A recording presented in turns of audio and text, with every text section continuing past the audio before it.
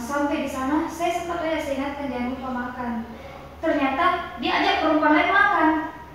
Saya ambil nomor itu kan saya tahu karena saya sadar ada aplikasinya kan, dari situ saya lihat, saya tanya itu perempuan, dia bilang itu perempuan, itu Santi namanya, dia bilang saya bukan pelakor, mbak, saya cuma kerja, kalau saya dipanggil saya datang. Dia lagi di hotel katanya. Jadi 1 bulan itu jarak jauh, saya bertengkar banyak di sini, saya simpan SMS-nya belum pernah saya hapus. Yang banyak dia kata-kata saya masih saya simpan, bilang kau bukan siapa-siapa aku, kau bukan istriku, apa? Kau nggak usah urusi saya begitu. Dia nggak mau karena ketahuan kan dia marah. Kalau ketahuan ya begitu. Jadi pulang daripada jarak jauh kita bertengkar, lagian belum ada kapal tak. Saya bujuk bagus pulang. Jadi dia pulang juga dadakan, tidak bilang-bilang sama saya. Tapi saya nggak masalah, karena saya tidak apa-apa. Begitu dia datang Minggu, Minggu langsung HP saya yang dia periksa. Iya, tapi HP ku di tangannya. Ini HP sama dia terus.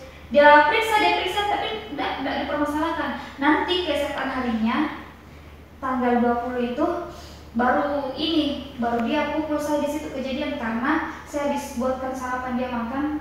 Saya minta HP-nya, kan sudah 1 hari ini HP ku di tangannya. Masa cuma kau yang mau periksa, padahal yang ketahuan selingkuh lewat aplikasi kan kamu. Jadi begitu kan dalam hati saya, jadi saya minta HP-nya. Saya bilang, coba saya lihat HP tak. Kau tuh HP saja terus beli, baru tak minta. Jadi saya ambil nih, saya buka, ada aplikasi baru. Terus ada saya lihat di Google-nya ada perempuan yang mau ngobrol sama dia. Jadi saya tanya begini, astaga aplikasi apa lagi ini? Terlalu banyak aplikasi cewek-cewek tak. Waktu di Jakarta saya ada Bibita, ada Min yang dulu waktu kita sama-sama di sini tidak ada. Di Jakarta muncul lagi semua punya dan ternyata sudah lama. Nanti dia jauh baru diaktifkan. Saya dapatkan semua di situ. Karena dia merasa tersudutkan, karena itu dia marah. Balik marah ke saya, tidak. Menurut saya mungkin dia mau tutupi ininya dia, kesalahannya dia dengan balik menuduh saya. Dia ambil lagi HP saya, bahkan HP mau dia ambil, sorry, tidak bisa kau ambil, saya yang beli itu. Bukan kau yang belikan, saya yang beli. Di HP itu dia cari sampai nomor yang terblokir, yang sebenarnya nomor sudah lama saya blokir, dia permasalahkan itu nomor yang saya blokir itu.